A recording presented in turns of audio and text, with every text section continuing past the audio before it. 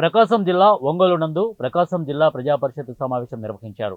ఈ సమావేశానికి జిల్లాలోని జెడ్పీటీసీలు, వివిధ శాఖల అధికారులు, ఎమ్మెల్యేలు, ఎంపీలు హాజరయ్యారు. జిల్లా సర్వసభ్య సమావేశానికి జెడ్పీ చైర్మన్ బూచేపల్లి వెంకయ్యమ్మ అధ్యక్షతన వహించారు.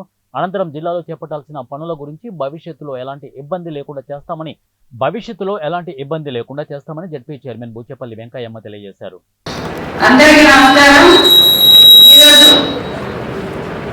జిల్లాలకు సంబంధించిన విద్యాశాఖ అధికారులు వారి నివేదిక పాటు గత సమావేశాల్లో సభ్యులు అడిగిన సమస్యలపై మీరు తీసుకున్న చర్యలను వివరించవలసిందిగా, అలాగే ఇప్పుడు సభ్యులు అడిగే ప్రశ్నలకు సమాధానం క్లుప్తంగా ఇవ్వవలసిందిగా కోరుకుంటున్నాను.